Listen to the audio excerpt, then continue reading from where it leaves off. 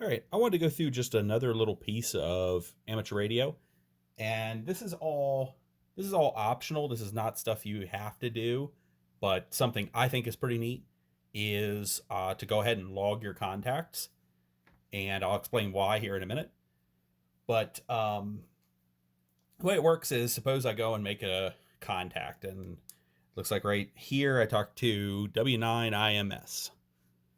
And so I put down all the relevant information on that. I put down his call sign, obviously. I put down the date, August 22, and you know, up here I have the year, and so that's just my format. You can put all three in that little spot if you want, but some way to keep track of the date. I put down what frequency. Some people will just put down what band, so it'd be 20 meters, 17 meters, 20, 40. I like putting the actual frequency. Put down the mode. This is single sideband. We'll talk about that in a couple weeks. I put how much output power I was using, the time, and interesting thing with the time. So this guy I talked to, W9IMS, he was in Indianapolis, and so he's in a different time zone than me. So what basically all the amateur radio operators have done is they've agreed to use Greenwich Mean Time for logging contacts. That way I can say, hey, 1938 Zulu or 1938 UTC or Greenwich Mean Time. There's a bunch of names for it. We made that contact, and he can look in his log and see the exact same thing versus trying to calculate time zones and all of that. I put down which equipment I was using. So using this Kenwood TS570D. It's the radio I was using. I was in my house, and I put that just because I do a lot of mobile contacts. You see the next one says mobile. And I was using a dipole antenna. This guy, he was at the Indianapolis 500. It was a special event station for that. A signal report, basically. We'll talk about that in a couple weeks. But then over here, it says QSL, S, and R. So the logging isn't so much fun. I mean, you got to write all this stuff down. And of course, there's ways to do this electronically, but I like keeping a paper log. But what that QSL part means is you have to think back to the early days of amateur radio. And in fact, the early days of radio.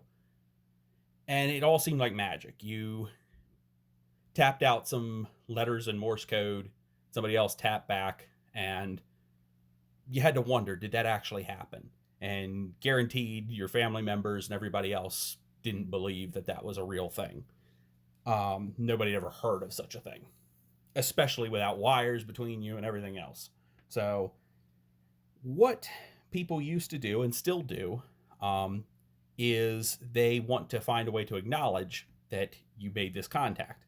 And in amateur radio, we say QSL, and that's a type of acknowledgement.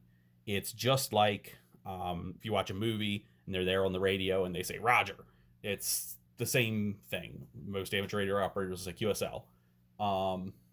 Some will say Roger too. That's okay. But the point is, at some point, somebody said, well, what if we sent a postcard that had all the information on it that basically said, yeah, I talked to you on this day, and so on. And so there became this thing called a QSL card. So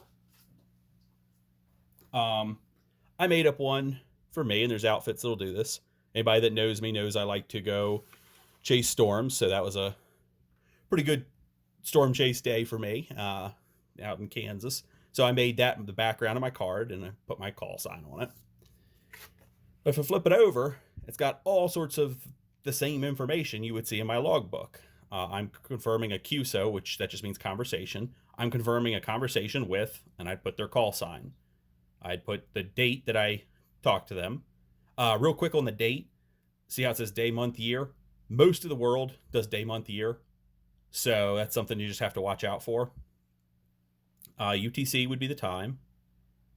That'd be the frequency. That'd be the mode. That'd be our signal report. And then I'd say either please QSL or thanks for QSLing.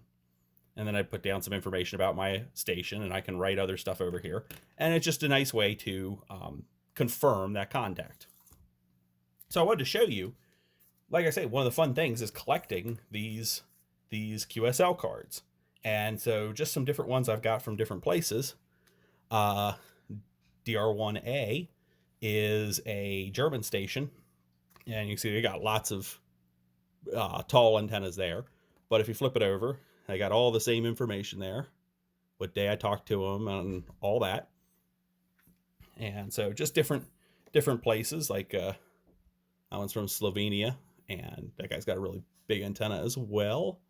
And so this guy just puts the frequency, but that's another card. I've got